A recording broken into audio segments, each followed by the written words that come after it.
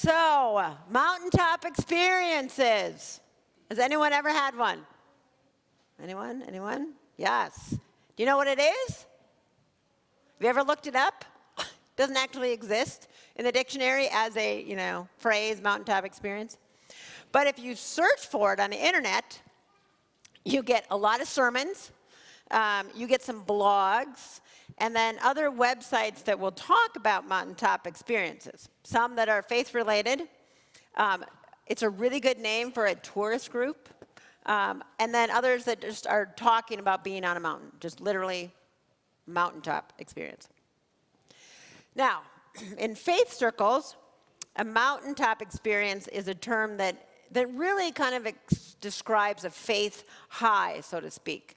A moment in your faith journey where maybe it all comes together, where you felt God and at one with those around you, and maybe where it all suddenly made sense. A lot of high school youth might point to a trip to the National Youth Gathering as a mountaintop experience. Some might point to a mission trip or a week at camp. But for others, this mountaintop experience might take place in the Boundary Waters, at the ocean, or some awesome place in nature. So despite the fact that it says mountaintop experience, it's less about a mountain and more about the experience. So today's reading from Matthew is about a mountaintop experience for some of the disciples. And I would say their experience probably covered most of what I found when I looked on the internet. It was faith-related. Jesus was there. It was a trip with Jesus, and Jesus was actually their guide. And, in fact, it took place on a mountain. And what an experience it was. They saw Moses. They saw Elijah. There was a bright light. And they saw Jesus in a whole new light. And if that wasn't enough, God spoke. Now, I don't know about you, but that seems pretty intense for a trio of fishermen from Galilee. But theirs was not the first mountaintop experience in the Bible. In fact, the two people that appeared with Jesus in the reading each had their own personal mountaintop experience. For Moses, he went up the mountain and he came back with the 10 Commandments. There was thunder, and there was smoke, and there was fire, and there was noise. And then Moses returned with his face shining so brightly that he had to wear a veil. No one could even look at him. Now, for Elijah, his experience was a little bit different. It came when he was on the run, because he had just killed a whole bunch of priests of the god Baal. And basically, he did that after proving that God was indeed the only true God. So Elijah was in hiding when the word of God came to him and said, you need to go stand on that mountain because I'm coming by. And so Elijah went, and there was wind, and there was an earthquake, and there was fire, very similar to Moses. But then there was silence. And following that silence, God spoke to Elijah and sent him out to continue to do God's work among the people. Now, there are similarities among these mountaintop experiences, but I think maybe the biggest one is that God speaks in all of these stories.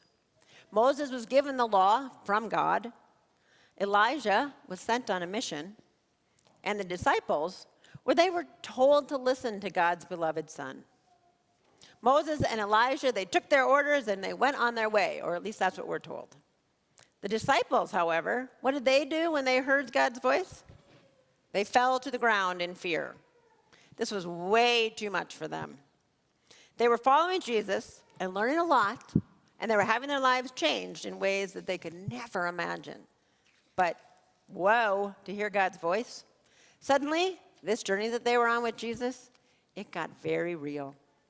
Jesus wasn't just a good guy, really smart, had lots of good things to say. Suddenly, it was like, oh yes, this is God's Son. Perhaps they thought, this is amazing. This is awesome. And then maybe, oh my goodness, what did I get myself into? I think I would have been afraid. And I would have been quite happy to fall to the ground and make myself as small as possible so that God did not see me. But then Jesus comes to the disciples, and he touches them, and he tells them to not be afraid. And when they look up, the bright light is gone. God is done talking. Moses and Elijah have disappeared. They were back on the mountain with their friend Jesus. And perhaps they thought, yeah, okay, this, hanging out with Jesus again, this we can do. Maybe they weren't so sure about being put in the same category as the leaders of God's people that they grew up hearing about. Those leaders who led the Israelites from Egypt or exposed a false god for what it was. But following Jesus, hearing Jesus teach and seeing him heal the sick and feed the multitudes, that was something that ordinary people did, right? You didn't have to be Moses to follow Jesus, because Jesus, he was one of us. And Peter and James and John happily followed Jesus back down the mountain. But when we have a mountaintop experience, kind of like what Richie said, we don't always want to come down off of that mountain. We don't want to leave that great place. Wouldn't it be great to live there? A week of camp for a camper, or maybe a whole summer for one of our staff. It's like a mountaintop experience. Camp is a place to connect with God, to live in community where we all get along, where we play and we laugh and we learn and we grow together. Faith comes alive, and suddenly we feel closer to God than we ever remember feeling. And all those things that we learned in Sunday school or vacation Bible school that our parents have been trying to teach us, suddenly it all makes sense. And so why wouldn't we want to stay at camp? Why wouldn't we want to do another week, spend another summer, not go back to the real world? It's safe, it's comfortable, people like us, we can be silly and we can be creative, and we can talk about God and our faith without feeling like we're going to get a funny look. Going back to the real world just really doesn't sound like fun. But we can't live on that mountain. We have to come down and we have to go home. And the bright light is gone. God is harder to hear. The Moses and Elijah from our experience go back to where they came from. And then it's just you and me back here. But what about everything we just learned and we experienced on this mountaintop? How do we take that with us? How does a camper bring their camp experience home and try to explain it to all of their friends and family? Is it possible that our amazing experience of faith, no matter where it takes place, turns into a story that ends with, well, you had to be there because no one understands what you're saying? That's really a letdown after an amazing experience. A camper parent, after their child's week at camp, once told us, he talked a little about the Bible study, but mainly, he's just a nicer human when he comes home. So I think it must be sinking in. This camper didn't talk about the Bible study, but his parents still knew that this camper had learned something. It wasn't about the words that he used, but rather about the actions that he did. Could that be the same for us? Maybe the mountaintop isn't about the words we use to tell others. Maybe it's about how it changes our behavior. Now remember, when the disciples fell to the ground in fear, it was Jesus who was there, who touched them and who invited them to get up. Jesus, the one they were told to listen to, the one they knew because they had been with him for a while. They followed Jesus down that mountain and back to the people. They continued to watch and to learn. As Jesus continued to cure people, he taught about forgiveness, he blessed the children, he challenged them to care for the poor, and he called them to love their neighbor.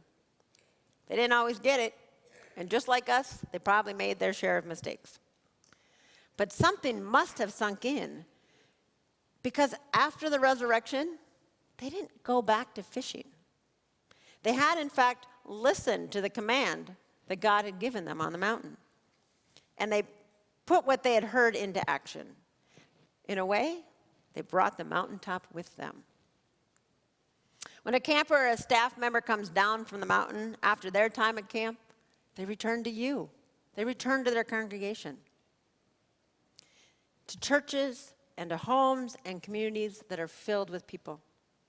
They return to a familiar place, a place they know, filled with people that they know and that they love.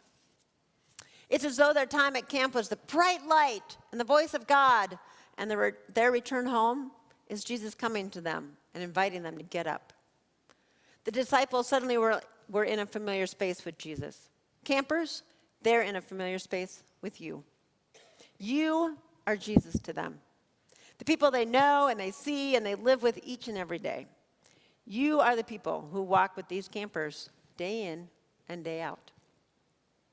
Now, maybe you didn't get to do that experience on the mountain with your camper, but you're the ones who get to walk down the mountain with them. You're the ones who get to see the change in the behavior or the change in the attitude. Just as Jesus walked with the disciples and continued to teach and to challenge them, you're the ones who get to build on the experience that happens at camp. You get to help bring the mountaintop home. We work together in passing on the story of faith. Families and congregations are so very important to that story.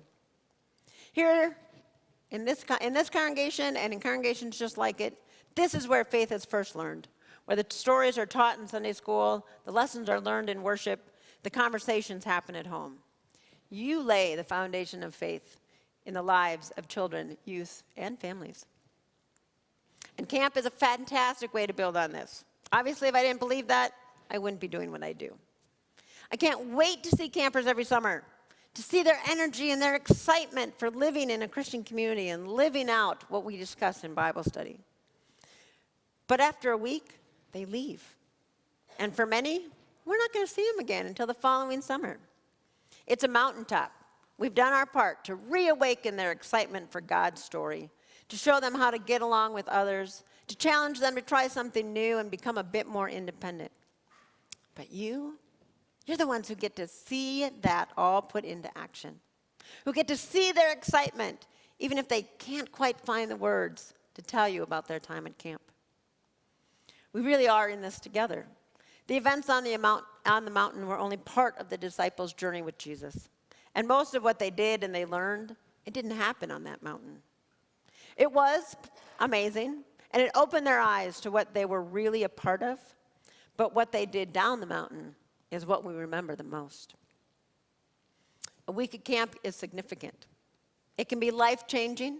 It can deepen and strengthen faith. But it can also be a mountaintop experience. And we can't live on the mountain.